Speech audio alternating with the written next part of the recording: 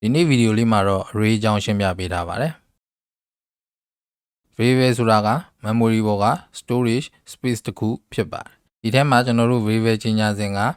သတ်မှတ်ထားတဲ့ type အတိုင်း value တစ်ခုကိုသိမ်းထားလို့ရပါတယ်ဒီမှာ num ကို integer လို့ကြီးညာထားတဲ့အတွက် num ဆိုတဲ့အကွက်ကလေးထဲမှာ6ဆိုတဲ့ integer တစ်လုံးကိုမှတ်ထားလို့ရတယ်ဒါကကျွန်တော်တို့သိထားပြီးသားပါ array ကကြတော့ variable လိုမျိုး storage space တစ်ခုလည်းမဟုတ်တော့ပါဘူးခုဒီမှာဆိုလို့ရှိရင်တောင်ဝင်းထဲမှာ9လို့ကြီးညာထားတဲ့အတွက်အကွက်9ကွက်ပါဝင်လာပါတယ်တကယ်လို့ဒီမှာ10လို့သာရေးထားမယ်ဆိုလို့ရှိရင်10ကွက်ပါမှာဖြစ်ပါတယ်အဲ့ဒီ array ထဲကအကွက်ကလေးတွေကို data ထုတ်သွင်းလုပ်ချင်ရင်ဒီလို variable name တောင်ဝင်းထဲမှာ index number ကိုထည့်ပြီးတော့သုံးရပါတယ်ဥပမာမှာပြထားပါတယ် num ရဲ့0ကွက်ထဲကို6ထည့်လိုက်တယ်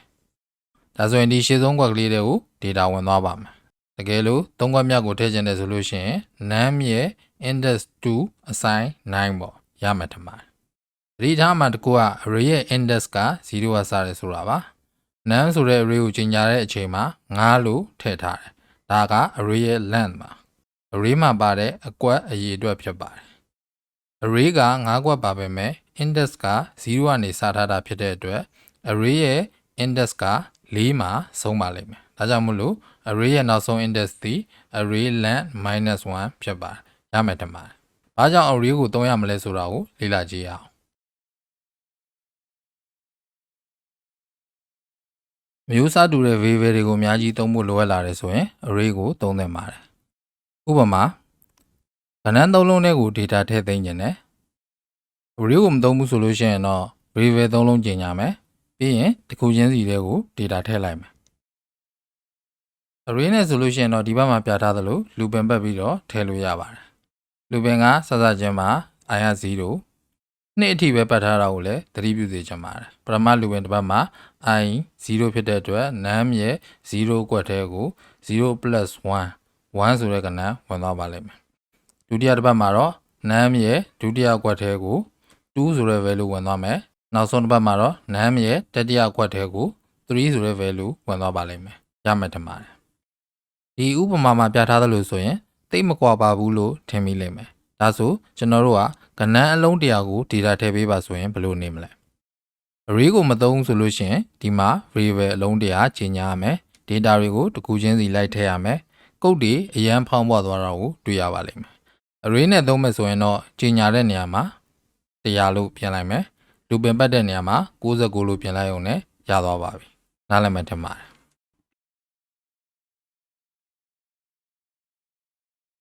ဒီဥပမာလေးမှာတော့ array ထဲက data တွေကိုပြန်ယူပြထားပါတယ်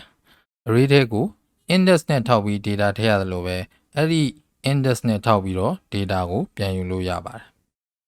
array မသုံးရင်တော့ variable တွေကိုအားလုံးပေါင်းပြီးတော့ total ကိုထည့်မယ် array နဲ့ဆိုလို့ရှိရင်တော့ loop ပတ်ပြီးတော့ total ကိုပေါင်းထည့်လို့ရပါတယ်ပထမ loop တစ်ပတ်မှာ i က0ဆိုတော့ num ရဲ့ပထမဆုံးကွက်အဲ့ထဲ value ကို total ကိုပေါင်းထည့်မယ်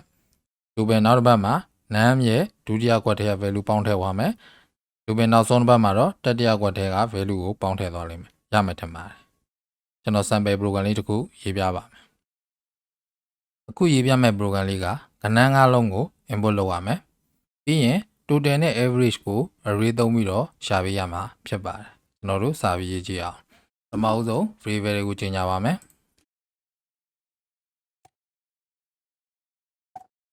ပြီးရင် num array ထဲကို loop ပတ်ပြီးတော့ input လုပ်ပါမယ်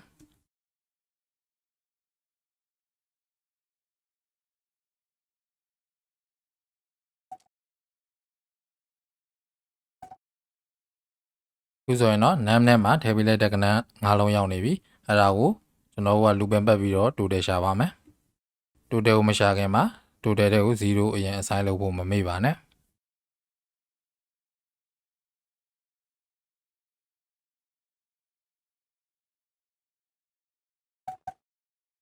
ပြီးရင် average ကိုထည့်ရှာပါမယ်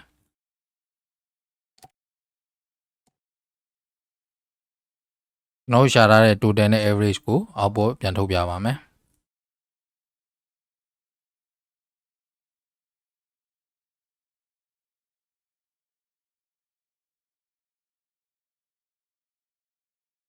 ရန်ကြည့်အောင်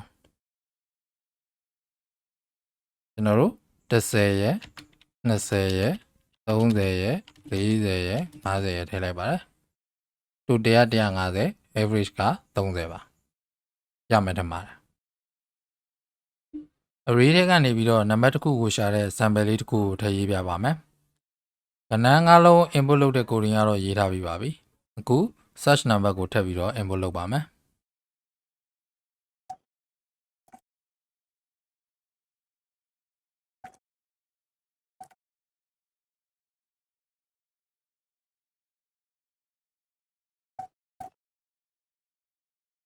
ပြီးရင်တော့ loop ပင်ပတ်ပြီးတော့ array ရဲ့အကွက်တစ်ခုချင်းစီကို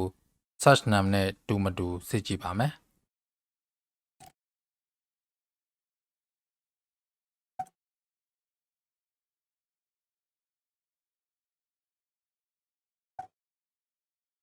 အကယ်၍တူနေတယ်ဆိုရင်တော့ဘယ်နေရာမှာတွေ့ပါတယ်ဆိုတော့ index ကိုအောက်ပေါ်ထုတ်ပြပါမယ်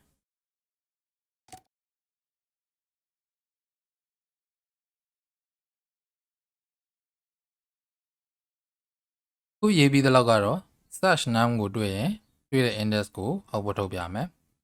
မတွေ့ရင် not found ဆိုတဲ့စာသားကိုပြချင်တယ်ဆိုပါစို့ကျွန်တော်တို့ဘယ်လိုလုပ်ရမလဲကျွန်တော်တို့က search num ကိုတွေ့တဲ့အကြိမ်ရေအတွက်ကောင့်ကိုမှတ်ထားလိုက်ရင်ရပါတယ်ဒါဆိုရင်ကျွန်တော်ကောင့်အတွက်နည်းနည်းထပ်ဖြည့်ရေးလိုက်ပါမယ်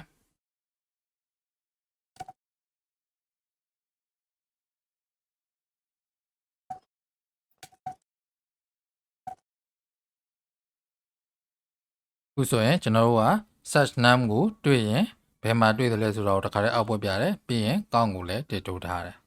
အဲ့တော့ဒီ loop နဲ့ထွက်တဲ့အချိန်မှာဆိုလို့ရှိရင်ကျွန်တော်တို့ search num တွေ့တဲ့အချိန်အတွက်ကောင့်ကိုကျွန်တော်ရပြီဖြစ်ပါတယ်အဲ့ဒီကောင့်က0ထက်ကြီးခဲ့မယ်ဆိုလို့ရှိရင်တော့တွေ့တာပေါ့0ဖြစ်နေခဲ့တယ်ဆိုလို့ရှိရင်မတွေ့တာပါမတွေ့ဘူးဆိုလို့ရှိရင် not found ဆိုတဲ့စာသားကိုပြလို့ရပါပြီကျွန်တော်တို့ဒါလေးကိုဆက်ဖြည့်ရေးလိုက်အောင်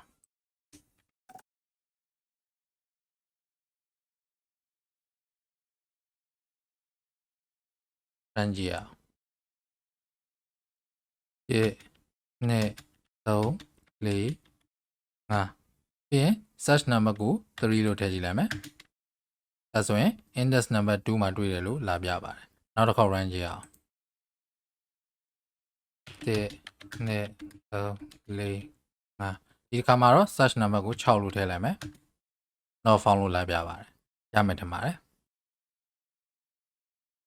array ကိုအသုံးပြုပြီးတွက်ချက်ဖို့အတွက်ပုံစံလေးတွေဖန်တီးပေးထားပါတယ်နံပါတ်1 subject 5ခုအတွက်အမှတ်တွေကို input လုပ်ရမယ်ပြီးသွားရင် subject တစ်ခုချင်းစီအတွက် fail လား pass လား distinction လားဆိုတာကိုပြပေးရမှာဖြစ်ပါတယ်အောင်မှတ်က40ပါဂုဏ်နုမှတ်က80ပါဥပမာကျွန်တော်တို့က50 30 80 90 60 subject တွေရဲ့အမှတ်ကိုဒီလိုထည့်ပေးလိုက်မယ်ဆိုရင်ထွက်လာမယ့်အောက်ဘက်က subject 1 pass subject 2 fail subject 3 distinction အစရှိသဖြင့်ပြန်ပြပေးရမှာဖြစ်ပါတယ်ရမယ်ထင်ပါတယ်နံပါတ်2ကဏ္ဍ9လုံးကို input လုပ်ပါပြီးရင်အဲဒီကဏ္ဍ9လုံးတွေကအကြီးဆုံးကဏ္ဍနဲ့သူတို့အားလုံးရဲ့ပေါင်းလက်ကိုရှာပါလို့ပြောထားဖြစ်ပါတယ်ပေါင်းလက်ကိုရှာတာတော့လွယ်ပါတယ်အကြီးဆုံးနံပါတ်ကိုရှာဖို့အတွက်ကတော့နည်းနည်းပြောပြလိုက်ပါမယ်ကျွန်တော်တို့က array ထဲကပထမဦးဆုံးအကွက်ကိုအကြီးဆုံးလို့သတ်မှတ်လိုက်ပါပြီးရင်သူကို variable တစ်ခုတည်းကိုထည့်ထားပါပြီးရင်အဲဒီ variable နဲ့ loop ပင်ပတ်ပြီးတော့ array item တစ်ခုချင်းစီနဲ့တိုက်စစ်ကြည့်ပါဒါဆိုလို့ရှိရင်အဆင်ပြေပါလိမ့်မယ်ထုံးစံတိုင်းပဲအဖြေတွေရဲ့ video တော့ description ထဲမှာ link ထည့်ထားပေးပါမယ်ကြိုးစားပြီးတော့တွက်ကြည့်ပါဦးဗီဒီယိုကိုကြည့်ရှုပေးတဲ့အတွက်ကျေးဇူးတင်ပါတယ်ကျွန်တော်တို့ရဲ့ Facebook page နဲ့ YouTube channel link ကို description ထဲမှာထည့်ထားပေးပါတယ် programming နဲ့နည်းပညာဆိုင်ရာဗီဒီယိုတွေပုံမကြည့်ရှုနိုင်ဖို့အတွက် like share subscribe ပြုလုပ်ထားနိုင်ပါတယ်နောက်ဗီဒီယိုမှာပြန်ဆုံကြရအောင်